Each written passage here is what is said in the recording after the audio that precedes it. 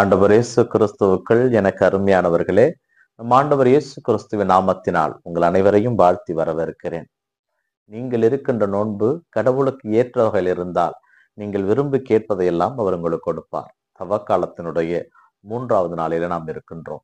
இன்றைய வார்த்தை பகிர் நிகழ்விலே முதல் வாசகமாக எசையாவினுடைய புத்தகத்திலிருந்து நமக்கு செய்தியில் கொடுக்கப்பட்டிருக்கிறது. இதிலே எசையா இறைவாக்கினர் நம்மை பார்த்து கேட்கிறார், எது நோன்பு? நம்மை வருத்தி கொண்டு நாணலை போல வளைந்து நம்மை தாழ்த்தி கொண்டு இருப்பதா நோன்பு? அது இல்லை நோன்பு. நாம் செய்ய வேண்டிய நோன்பு என்பது ஏழைகளுக்கு உதவுவது, இல்லாதவர்களுக்கு உதவி செய்வது, வறியோரை தேடி சென்று அவர்களுக்கு தேவையானதை கொடுப்பது, உணவு இல்லாதவர்களுக்கு உணவு கொடுப்பது, உடை இல்லாதவர்களுக்கு உடை கொடுப்பது, தங்க இடம் இல்லாதவர்களுக்கு நமது இல்லத்திலே கொண்டு வந்து அவர்களுக்கு இடம் கொடுப்பது. இதுதான் கடவுள் விரும்புகின்ற நோன்பு. நம்மை பொறுத்தவரை நோன்பு என்பது நான் இருப்பது போலவே இருப்பேன், நான் செய்கின்ற பாவத்தை அனைத்தும் செய்வேன், நான் ஏற்றத்தாழ்வை பார்ப்பேன், எனக்கு கீழ் எனக்கு மேல் என்ற எண்ணம் எனக்குள் இருக்கும். அப்படி என்ற எண்ணத்தோடு நீங்கள் செய்கின்ற நோன்பு வீணற்றது, பயனற்றது. நோன்பு என்பது இறைவனிடம் உங்களை முழுமையாக அர்ப்பணிப்பது. கடவுள் விரும்புகின்ற நோன்பு எல்லாரோடும் இணக்கமாக இருப்பது, எல்லாரையும் ஏற்றுக்கொள்வது. இந்த நோன்பிலே 40 நாட்கள் ஜெபமாலை அணிந்து கொண்டு நான் நோன்பு இருக்கிறேன், ஒருவேளை நான் பட்னியாக கிடக்கிறேன், நான் பாவம் செய்யாமல் இந்த 40 நாட்கள் மட்டும் பத்திரமாக இருப்பேன், இது அல்ல நோன்பு. உங்களுடைய வேலைக்காரர்களிடம் நீங்கள் எளிமையாக நடந்து கொள்வது, அவர்களிடம் கடுமையாக நீங்கள் நடந்து கொண்டிருந்தால் இனிமேல் மனதை மாற்றிக்கொண்டு எளிமையாக நடந்து கொள்வது. ஏனென்றால் உலகில் வாழ்கின்ற ஒவ்வொருவருக்கும் இந்த உலகில் வாழ்வதற்கு உரிமை இருக்கிறது. இருப்பவன் இல்லாதவனுக்கு கொடுக்கின்ற கடமை இருக்கிறது. அதனால் நோன்பு என்பது நம்மையே நாம் புடமிட்டு பார்ப்பது. நான் இதுவரை எத்தனை பேருடைய வாழ்க்கையில் உதவி இருக்கிறேன்? நோன்பு என்பது தவறு செய்தவர்களை சுட்டி காட்டுவது. எனக்கு பிடிக்கும் என்பதால் ஒருவன் செய்கின்ற தவறை நான் சுட்டி காட்டாமல் போனால் அதெல்லாம் நோன்பு. சுட்டி காட்டுவது, சுட்டி காட்டினால்தான் அவன் எனது நண்பன். சுட்டி காட்டாமல் விட்டுவிட்டால் அவன் செய்கின்ற பாவத்திற்கு நானும் காரணமாகி விடுவேன். எப்பொழுதும் இறைவன் சார்பாக நீங்கள் இருக்கிறீர்கள் என்றால் யார் தவறு செய்தாலும் சுட்டி காட்ட துணிய வேண்டும். அதைதான் திருமுழுக்கு யோவான் செய்தார். அதான் நம் ஆண்டவர் இயேசு கிறிஸ்து செய்தார். இந்த தவக்காலத்திலே இறைவனுக்கு உரிய மக்களாக நாம் வாழ வேண்டும் என்றால் எசையா இறைவாக்கினர் நமக்கு சுட்டி காட்டியது போல எது நோன்பு என்பதை நாம் புரிந்து கொள்ள வேண்டும். நோன்பு என்பது பட்டினி கிடப்பதும், ஆடைகளை மாற்றிக்கொள்வதும், ஜெபமாலை போட்டுக்கொள்வதும் அல்ல. ஏழைகளுக்கு உதவி செய்வது, பசியாயிருப்போருக்கு உணவளிப்பது, உடை இல்லாதவர்களுக்கு உடை அளிப்பது, இடமில்லாதவருக்கு நம்மோடு தங்க அனுமதி அளிப்பது, உங்களை தேடி வருபவர்களுக்கு உங்கள் முகத்தை மறைத்துக் கொள்ளாமல் இருப்பது. இதுதான் கடவுள் விரும்புகின்ற நோன்பு. அந்த நோன்பை செய்யுங்கள். கடவுள் உங்கள் கூக்குரலுக்கு செவி கொடுப்பார். நீங்கள் கூப்பிட்ட உடனே பதில் மொழி தருவார், இதோ நான் இருக்கிறேன் என்று. அப்படிப்பட்ட ஒரு வார்த்தை உங்களுக்கு கிடைக்க வேண்டும் என்றால் மனம் மாற வேண்டும். இனி வாழுகின்ற வாழ்க்கை கடவுளுக்குரியதாக இருக்க வேண்டும். கடவுளை அன்பில் நிலைத்திருக்க அது முயற்சி செய்ய வேண்டும். இன்றைய நற்செய்தி வாசகத்தின் வழியாக மத்திய நற்செய்தியாளர் நமக்கு சொல்வது, யோவானுடைய சீடர்கள் ஆண்டவரிடம் கேட்கிறார்கள், நாங்கள் எல்லாம் நோன்பு இருக்க உம்முடைய சீடர்கள் நோன்பு இருப்பதில்லையே. அவர் சொல்கிறார், மணமகன் அவர்களோடு இருக்கின்ற வரை அவர்கள் நோன்பு இருக்க வேண்டிய அவசியம் இல்லை. மணமகன் அவர்களை விட்டு பிரிய வேண்டிய காலம் வரும், அப்பொழுது நோன்பு இருப்பார்கள். நாம் நோன்பு இருப்பது நம்மில் ஒருவர் நம்மை விட்டு பிரிகின்ற பொழுது. அந்த நோன்பு அவர்களுக்கான நோன்பு. நமக்கான நோன்பு நம்மிலே இருக்கின்ற கடவுளை நம்மிடம் மீண்டுமாக அழைப்பது, அந்த நோன்பு. அதனால் இந்த தவக்காலத்திலே கடவுளுக்குரிய மக்களாக நாம் வாழ வேண்டும் என்றால் கடவுள் நம்மிடமிருந்து எதிர்பார்க்கின்ற நோன்பை நாம் செய்ய முயற்சி செய்வோம். அன்புக்குரியவர்களே, தாயாம் திருச்சபை பெர்பெத்துவா பெலிசித்தம்மாவுடைய நினைவு நாளை கொண்டாட நமக்கு அழைப்பு விடுக்கிறது. யார் இந்த பெர்பெத்துவா? பணக்கார வீட்டு பெண், இறைவன் மீது அதிகமான பக்தி கொண்டவர். யார் இந்த பெலிசித்தம்மான்? அவருடைய பணிப்பெண்.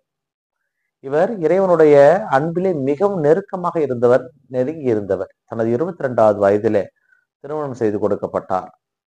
அவர் ஒரு பணக்காரருக்காக திருமணம் செய்து கொடுத்தார். அவருடைய பணிப்பெண் ஒருவர் இருந்தார். இவர் இருவரும் இணைந்து கடவுளை போற்றி புகழ்வதும் தான் பெற்றுக்கொண்ட இறையமிழத்தை இவருக்கு சொல்லிக் கொடுப்பதும் வழக்கமாக இருந்த பொழுது இயேசு கிறிஸ்துவை ஏற்றுக்கொண்டு அறிக்கையிடுகிறார் என்று தெரிந்து இவர் அன்றைய காலகட்டத்தில் நடந்த வேத கலாபரையினால் மூலம் இவர் சிறையில் அடைக்கப்படுகிறார். அவரோடு இணைந்து அவருடைய பணிப்பெண் பெனிசித்தம்மாளும் சிறையில் அடைக்கப்படுகிறார், துன்பப்படுத்தப்படுகிறார், துயரப்படுத்தப்படுகிறார். அவர் சிறையில இருந்த பொழுது ஒரு கனவு காண்கிறார். அந்த கனவிலே ஒரு தங்க ஏணி விண்ணிலிருந்து பூமிக்கு வருகிறது. அந்த ஏணியை பிடித்து பெர்பெத்துவா ஏறுகிறார். ஒரு மிகப்பெரிய பாம்பு அந்த ஏணியில இருக்கிறது. ஆனால் அந்த பாம்பை பார்த்து அஞ்சு நடுங்குகிறார். இருந்தாலும் தைரியத்தை வரவழைத்துக் கொண்டு அந்த பாம்போடு சண்டை போட்டு மேலே ஏறி விடுகிறார். மேலே ஏறிய உடனே விண்ணக தந்தை அவரை மகிழ்வோடு வரவழைத்து அவருடைய அருகிலே அமர வைத்துக் கொள்கிறார்.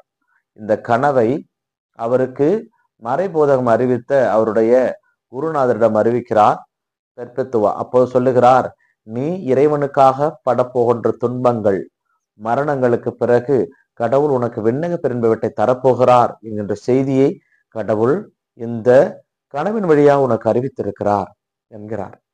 அதை கேட்டவர் மிகவும் சந்தோஷப்பட்டிருக்கிறார். மீண்டுமாக பெர்பெத்துவனுடைய தந்தை கிறிஸ்துவ மதத்தை சாராதவர், தாய்தான் கிறிஸ்துவ மதத்தை சார்ந்தவர். பெர்பெத்துவாவிடம் கெஞ்சுகிறார், இந்த அரசன் கொடூரமானவர், நீ அந்த இயேசு கிறிஸ்துவை மறுதளித்து விடு, அப்பொழுதுதான் நாம் நன்றாக வாழ முடியும், உன்னையும் அவன் விட்டு விடுவான், உன் பொருட்டு இந்த பெண்ணையும் விட்டு விடுவான், இல்லை என்றால் உங்கள் 2 பேரையும் கொண்டு விடுவான் என்றதற்கு பெர்பெத்துவா சொன்னாராம். அவர் சிறையில் இருந்த அந்த கம்பியை பார்த்து சொல்லியிருக்கிறார், இதன் பெயர் கம்பி, இதை கம்பின்னு தான் சொல்ல முடியும். அதுபோல நான் கிறிஸ்தவன், என்னை நான் கிறிஸ்தவன் மட்டுமே சொல்ல முடியும், என்னை மாற்றிக்கொள்ள மாட்டேன், ஆண்டவர் இயேசு கிறிஸ்துவை என் ஒப்பற்ற தெய்வம் என்று சொன்னதனால் அவருக்கு மனம் வருந்தி விட்டு சென்று விடுகிறார். அப்பொழுது கொடூரமான விலங்குகளுக்கு இரையாக பெர்பெத்துவா பெலிசித்தம்மாள் அவரோடு இருந்த கிறிஸ்துவை நம்பியவர்கள் ஏற்றுக்கொண்டவர்கள் அறிக்கையவர்களை தூக்கி போட்டிருக்கிறார். அங்கிருந்த ஒரு விலங்கும் இவர்களை ஒன்றுமே செய்யவில்லை. ஆச்சரியப்பட்ட அந்த அரசன், இதில் என்ன, இதிலிருந்து தப்பித்தால் அடுத்தது விட்டு விடுவனோ என்று எண்ணெய் முழுக்க ஒரு நெருப்பு முழுக்க பற்ற வைத்து அந்த நெருப்பின் உள்ளே தூக்கி போடுகிறார். ஆனால் அந்த நெருப்பின் உள்ளேயும் பெர்பெத்துவா பெலிசித்தம்மா அவரோடு இருந்தவர்கள் எல்லாம் இறைவனை பாடி துதித்துக் கொண்டிருக்கிறார்கள். அந்த நெருப்பு அவர்களை ஒன்றும் செய்யவில்லை. இதனால் கோபமுற்ற அரசன் வாளால் அவர்களை வெட்டி கொண்டிருக்கிறார். இறைவனுக்காக மறைசாட்சியாக மறித்திருக்கிறார்.